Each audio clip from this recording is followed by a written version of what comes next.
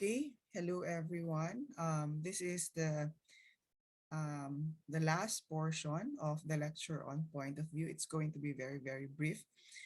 Just a few comments on point of view, especially because I assume that you've already read the article by Berlin on point of view, which was assigned to you.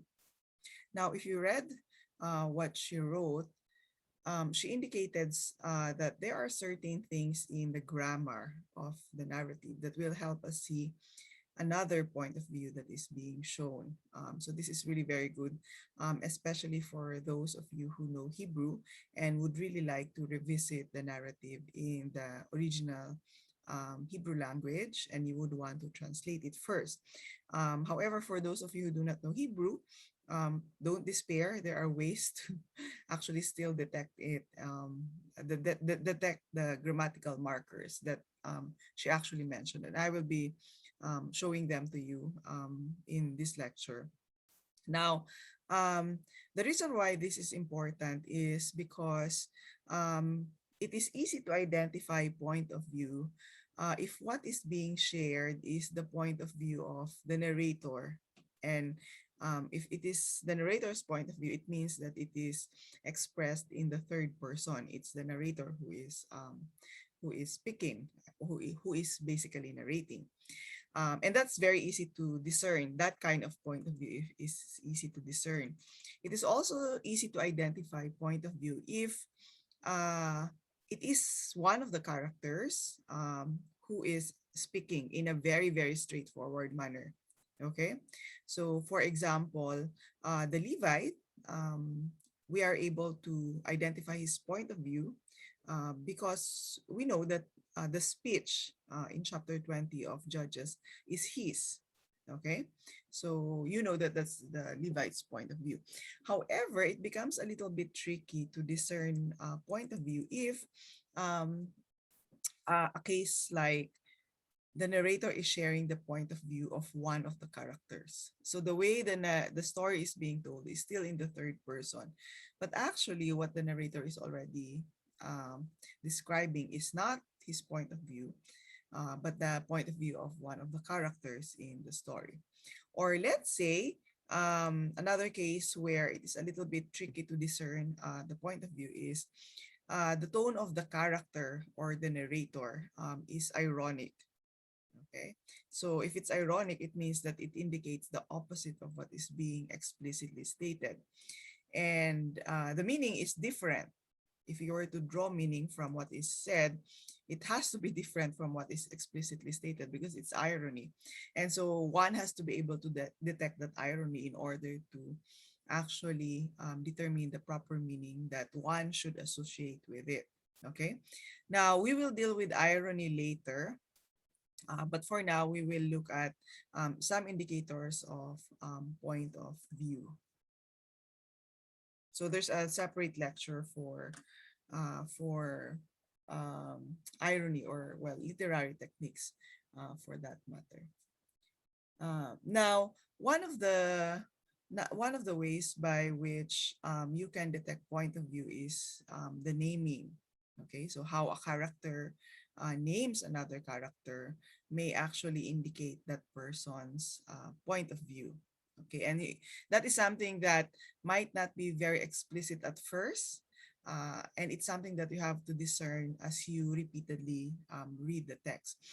Now, this is not to say that naming is very relevant in all of the narratives, but I would say it's something that you should always consider just in case naming is relevant and it actually indicates the point of view of either the narrator or some one or some of the characters. So how a character names another character may indicate that person's point of view. So for example, in Judges 19, the Levite calls his concubine maid servant. Okay. Now,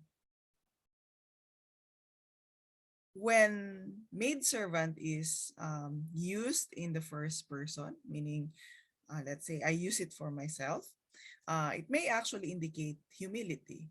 So for example, Ruth uses the same term to refer to herself when she was interacting with Boaz. And that really is a way for Ruth to indicate some sense of subservience or humility towards Boaz. But when it is used by a person who refers to another person, especially somebody who is not of the same class or rank as the speaker, it may show the speaker's low regard for her. Okay. Now, if you look at Judges 19, there are really other names that are mentioned there to refer to the concubine. So if you look at verses 1 to 3a, and you can revisit the text if you want to. It mentions his concubine. Well, I hope by this time you've both read the text and read the paper that I asked you to read. Okay, so in verses 1 to 3, um, she is referred to as his concubine, and this is really because the Levite is the concubine's husband. Okay, now in 3b, the girl, well, the concubine, the woman, is referred to as Naara in Hebrew. It means girl, okay, and this is used by the girl's father because she is his daughter. Okay. Now, if you look at verse 10 and the rest of the narrative, except verse 19, the name is his concubine. So there is a sense of consistency there. And this is really because the interaction is between the Levite and the woman. Okay. So there is a sense of consistency there. But it is very interesting that in verse 26, the name is, she is referred to as the woman. So there's some sort of distancing uh, that happens when that reference is used. No, the woman, she, all of a sudden she ceases to be his concubine, but she is now the woman. And this is the only place where the reference the woman is used, at least in the narrative. So you wonder, no, given this, the observation in the naming, you would wonder that why is there a sudden change in the name? Okay. And if you follow the order of the naming within the narrative, you can sense that she is no longer connected to the father as the girl, the father's daughter, uh, whose house she has left. And at least in this verse, she is no longer the concubine in reference to the Levite who had actually abandoned her. No, and this was really this the particular place where she is referred to as the woman is when she was raped. Okay, and this change in the meaning may actually be very rich in terms of meaning. No, she was all alone when she was raped. Okay, so perhaps the perspective, the point of view, at least to the point of view of the men who raped her, she was simply a woman, nameless and faceless. And this is a sense by which there is a distancing. No? She has ceased to be related to the people, to the other characters within the narrative, and she's on her own. No, because of that sense of distancing. But also, you can look at this from the perspective of the point of view of the men.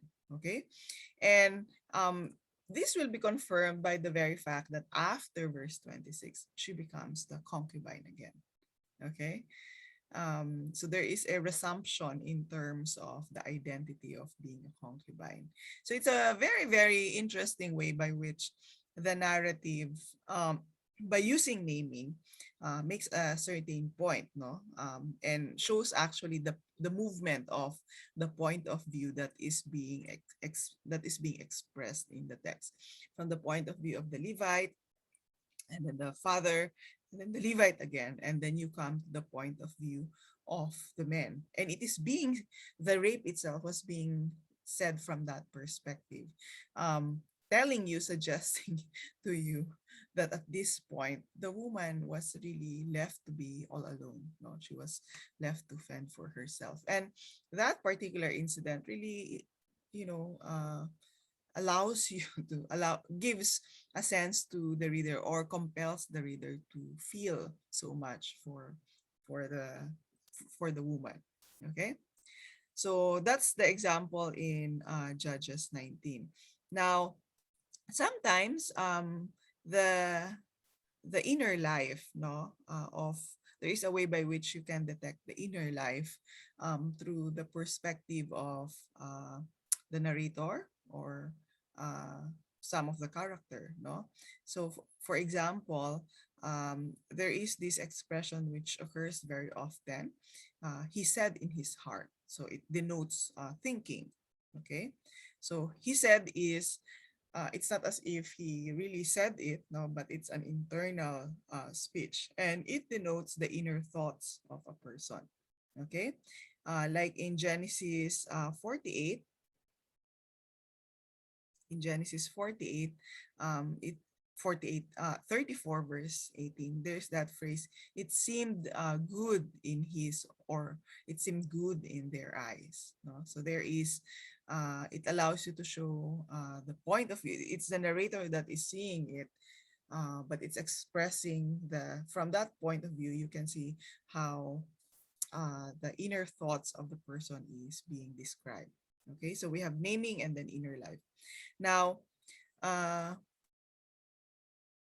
another relevant grammatical marker or a discourse marker in the narrative is the particle hine.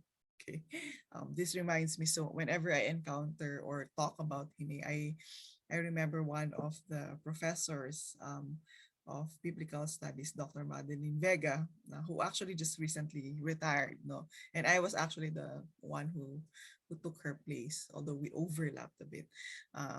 Because of the turnover.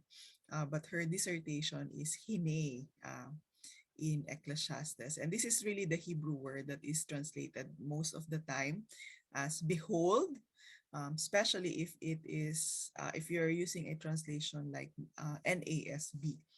Because they're very consistent in making sure that this comes out in the translation. NRSV doesn't always capture it. No? So sometimes it gets lost within the translation, even if an RSV is a formal translation.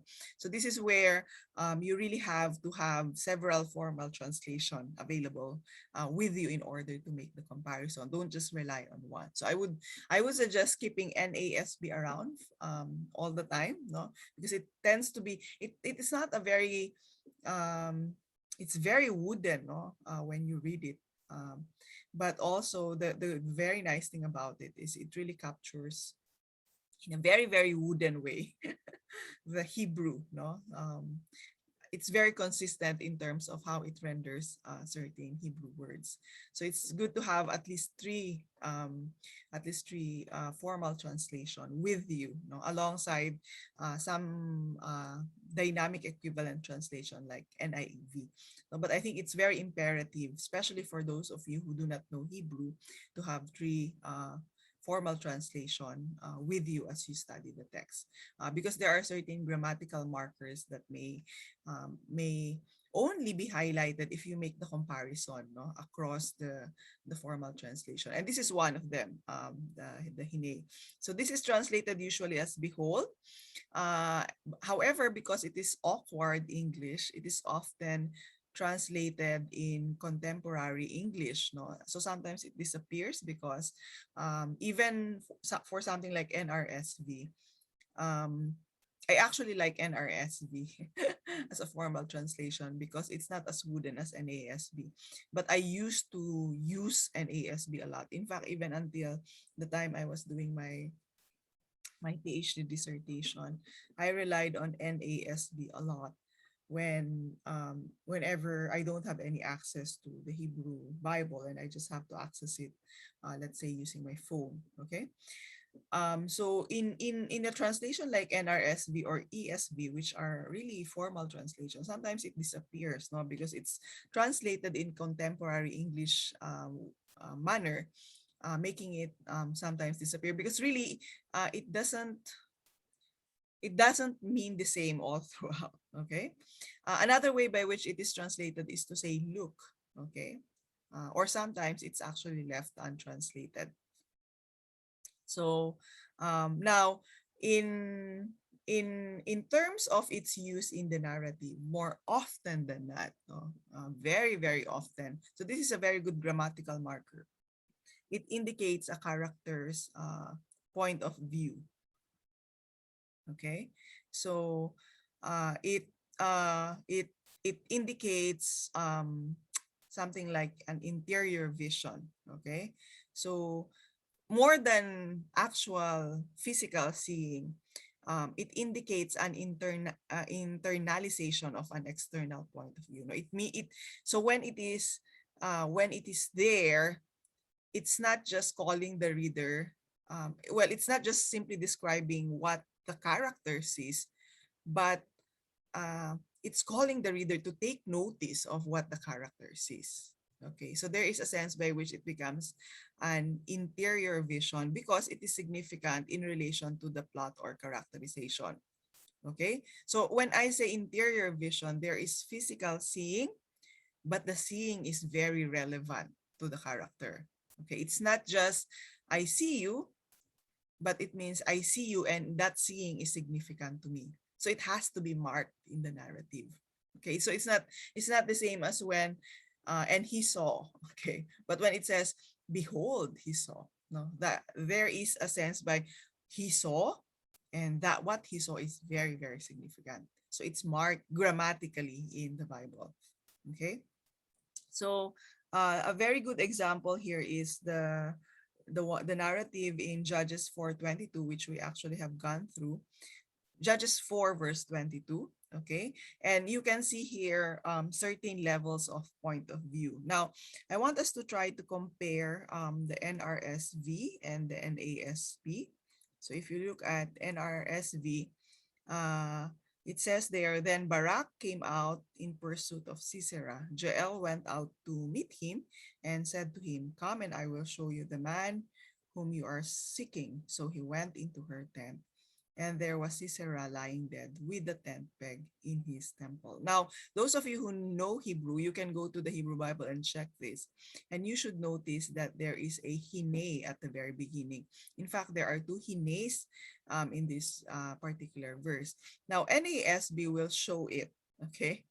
And it will really sound out of place. I mean, if you're just a regular reader, you would say, why is there even a behold here? Is it not enough to say, well, when Barak was pursuing Sisera, why is there a need to mark it? No, well, it's very necessary, especially to narrative criticism.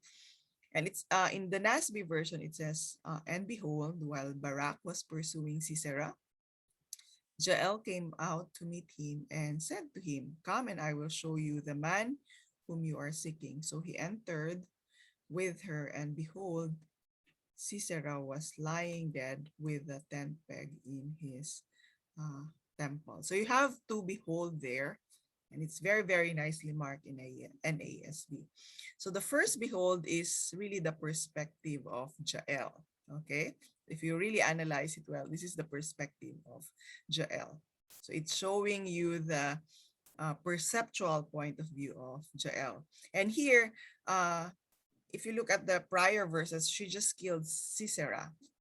And now Barak is coming running. Okay? And Barak's presence is significant because if Barak found her with Sisera and Sisera is not yet killed, Barak could have said that Jael is an ally of Sisera, and that would imperil the household, the entire household of Jael. No, remember, she is being introduced as the wife of her husband, no, meaning to imply that she belongs to this household. And what is at stake here is not just the safety of Jael, but the safety of the entire household. Okay. So, and that's the reason why it calls attention to this particular perceptual point of view with the use of behold. Okay, the next hine or the next behold is now the perspective of Barak. Okay, and behold, Sisera was lying dead with a tent peg in his hand. Okay, so the behold there calls you to the point of view of Barak, which is really significant, no? Sisera is dead. Okay, and somehow that saves the household of Jael. So you see here that the Hine shows a shift in perspective in just one verse. Okay, from the perspective of Jael to the perspective of Barak. Okay, and that change in perspective is very, very important because uh, it can mean the life or death, not just of Jael, but of the entire household. Okay, so it might be just one word, but it's very, very significant. Okay, now, um, the there are sometimes you don't have hine. I think I'm missing a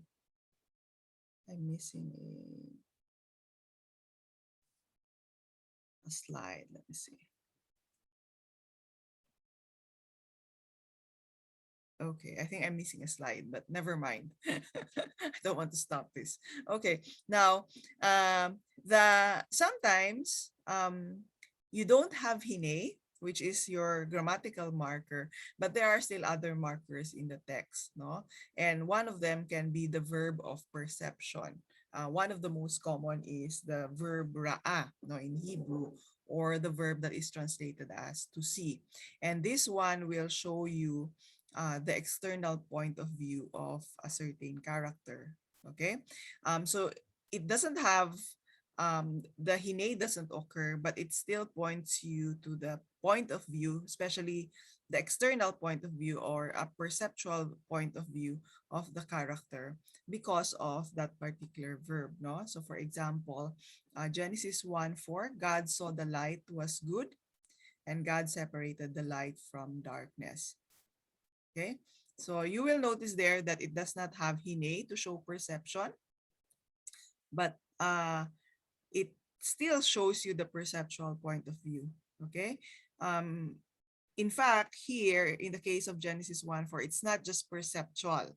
Okay, it's not just physical seeing, but there's also a conceptual point of view because there is an evaluation. No, the light was good. It shows you God's conceptual point of view as well. Okay, now sometimes you can have a combination, okay, of hine plus the verb of perception. So if you see this combination, it really will denote point of view. Okay, so for example, here it says in Genesis 1:31, and God saw all that he had made, and behold, okay, so you see there the word behold, it is very good. Okay, so the verb saw will give you the perceptual point of view of God. Okay, and then there is an even an amplification of that, behold, no, and there's a conceptual point of view, it was very good. Okay, and there was evening and there was morning and the sixth day.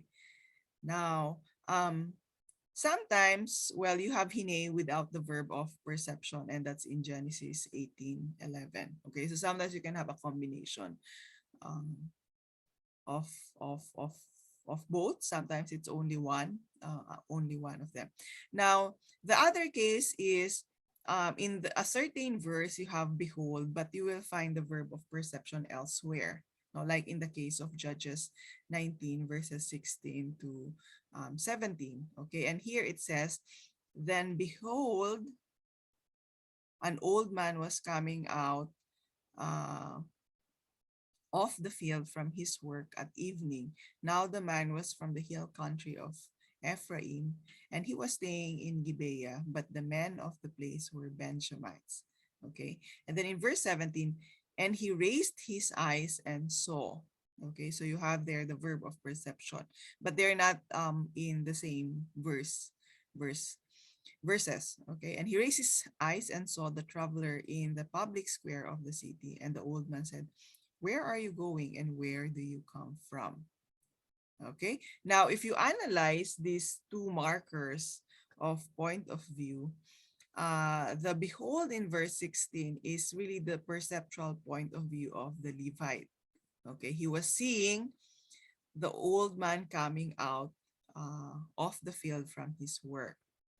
Okay, now in verse 17, the marker, the grammatical marker, which is the verb of perception, is actually the perceptual point of view now of the old man. So there here, there is another shift, okay? And he raised his eye. So this is now the old man seeing, okay? He raised his eye and saw the traveler in the public square of the city. So there's a, between these two verses, there's a shift. Okay, and there's a shift in point of view, and these point of views are marked grammatically. Okay, now, generally speaking, hine or behold is an invitation for the reader to pay attention. This is the case all over in scripture, in not scripture, in the Hebrew Bible or the Old Testament. So when you encounter behold, it really calls you to pay attention. Now, the function differs from genre to genre. In narratives, um, it gives you the perceptual point of view, no? And in the case of Dr. Madeline, I think she was studying hine as a discourse marker in Ecclesiastes. Okay, so how is it functioning in Ecclesiastes? She claims, at least that her dissertation claims, that it's different compared with how it functions elsewhere in the Hebrew Bible. And when I was actually in charge of overseeing the translation of Ecclesiastes in the Pinoy Bible, and we had to make a decision on how to translate the that particular marker hine. Okay. Now in narratives, more often than not, okay, more often than not, I think there will be very few cases where it is not an indicator of perceptual point of view. So definitely, it's a very good indicator of perceptual point of view. There are, however, a few cases where it just reverts to the generic function of behold. No, it is simply an invitation for the reader to pay attention. So you still have to analyze the context to determine this, whether it indicates perceptual point of view or not.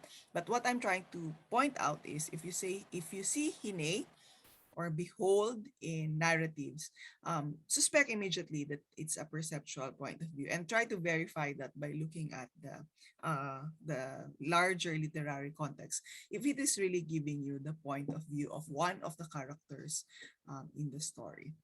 Okay, so that's all. I think Berlin says a lot about point of view, and it would really be good for you to pay attention to that, including our lecture as well in point of view. Okay.